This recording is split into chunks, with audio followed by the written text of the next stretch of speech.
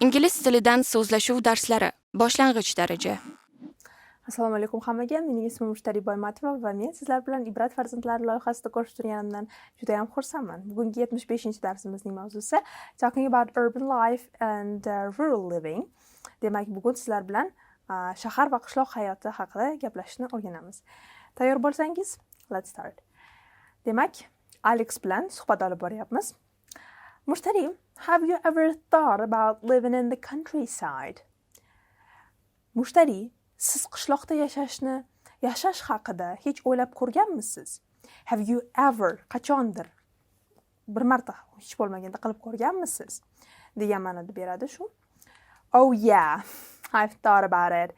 I'm not sure which one I would like more, the city or the countryside. What about you? Ha, o'ylab ko'rganman. Men qaysi birini ko'proq afzal ko'rishimni bilmayman. Shaharmi yoki qishloq? Sizchi? I'm not sure. Ya'ni ishonchim komil emas. Which one? Qaysi birini I would like more? Yoqtirgan bo'lar edim. Ko'proq yoqtirgan bo'lar edim. I grew up in the city, but recently I've been daydreaming about living in the countryside. The hustle and bustle of the city are starting to get a bit overwhelming. Men shaharda o'sganman. I grew up in the city, shaharda o'sganman. But recently, lekin yaqinda, daydreaming, hayol surdim. Qishloqda yashashni hayol qildim. The hustle and bustle, nimani? Of the city, shaharni, ya'ni shaharning shovqin suroni biroz charchatishni boshladi. O'tgan darsda sizga overwhelmed so'zini ma'nosini tushuntirgan edim. Ya'ni turli tuman biroz bir negativroq his-tuyg'ular sizni ustingizga kelsa, unda siz overwhelmed deyishingiz mumkin. I am overwhelmed. Bu yerda overwhelming esa, ya'ni charchatish. Nimaga charchatishni? O'sha turli tuman negativ hislarni berib charchatishni boshladi degan ma'noni beradi. Demak, qarang, ing bilan ed da sifatda agar ing kelishi mumkin oxirida yoki ed kelishi mumkin. Nima farqi bor? Ed kelsa, I am va ed bilan o'sha sifat aytsangiz, overwhelmed. Men o'zimni shunday his qilyapman. He is overwhelmed. U o'zini shunday his qilyapti. She is overwhelmed. U o'zini shunday his qilyapti. They are overwhelmed. Ular o'zlarini shunday his qilyapti. Overwhelming esa men agar overwhelming bo'lsam, men shunday his beraman boshqalarga. I am overwhelming bo'lsa, men ya'ni stress, charchash shunday hislarni beraman degani. Bu yerda shaharning shovqin suroni overwhelming shunday hisni beryapti, ya'ni charchatishni boshlayapti meni. I get that. City life is so fast-paced, but there is so much to do and see, right? I get that. Tushunaman. Get o'zi qabul qilmoq degani, I get that ya'ni tushunaman degan ma'noni beradi. City life, shahar hayoti is so fast-paced. Juda tez suratda. Pace bu surat. Fast-paced ya'ni tez suratda. But there is so much to do and see, right? Ammo qilish mumkin bo'lgan va ko'rish mumkin bo'lgan juda ko'p narsa bor. Shunday emasmi? Right so'zini siz biror bir gapni aytganingizdan keyin oxirida qo'shib qo'ysangiz va so'roq kabi talaffuzni to'g'rilasangiz, right? Right? Mana qiziqish kabi. Unda siz shu to'g'ri emas, balki biroz suhbatdoshingizga qayishgan holda aytgan bo'lasiz. Suhbatdoshingizni javobini kutyapsiz. Right? Shunday emasmi? Absolutely. The city is full of exciting things like museums, theaters, and diverse restaurants. But sometimes I feel like I need a break from the noise and crowds. Absolutely, albatta. The city is full of exciting things like museums, theaters, and diverse restaurants.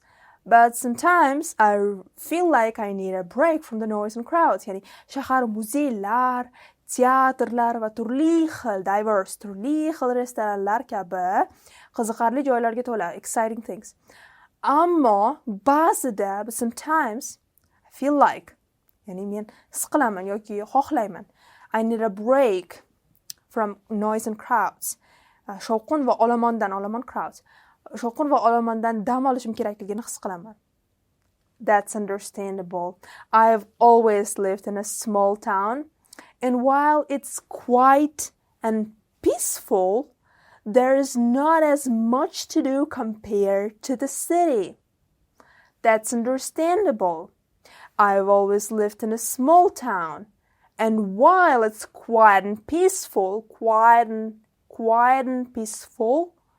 there is not as much to do compared to the city.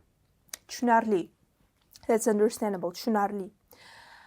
Men har doim kichik shaharchada yashaganman va u sokin, quiet and peaceful, osoyishta bo'lsa-da, there is not as much to do to compare to the city. Ya'ni shaharga qaraganda compared to the city unchalik ko'p narsa yo'q qilishga yoki borishga, ko'rishga. That's true.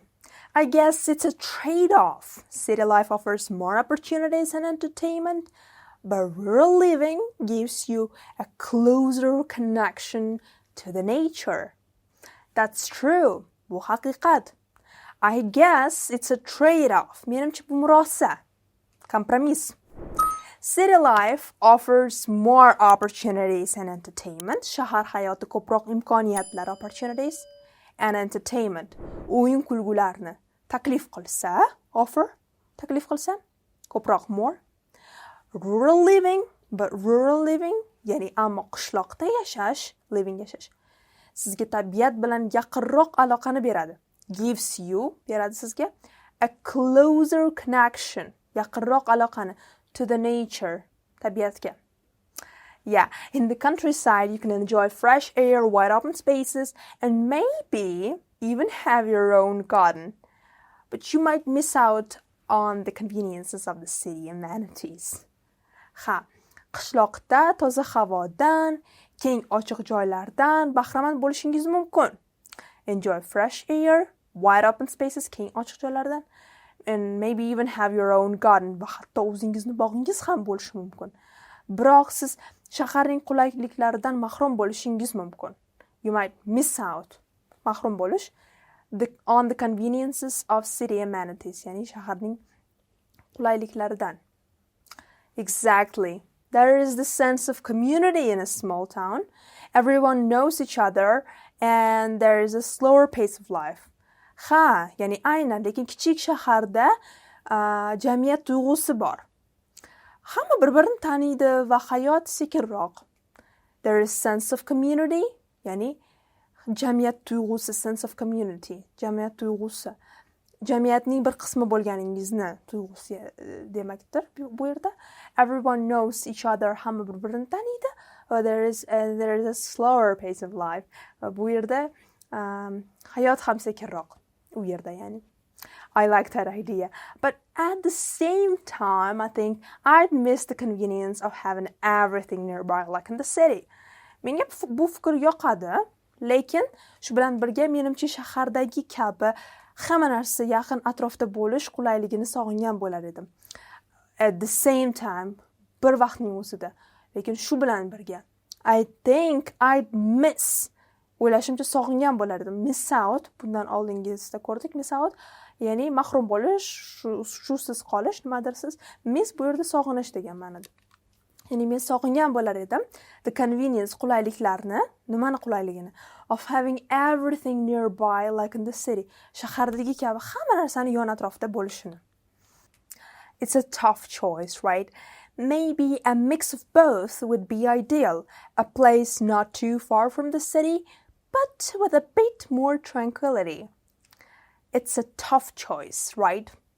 Bu qiyin tanlov, shunday emasmi? Right? Yana shunday emasmi? Tough choice, tough, qiyin.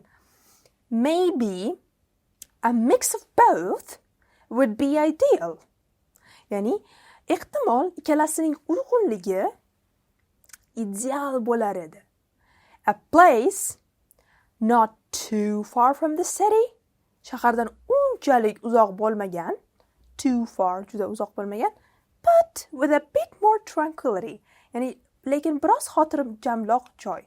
Biroz xotirjamroq.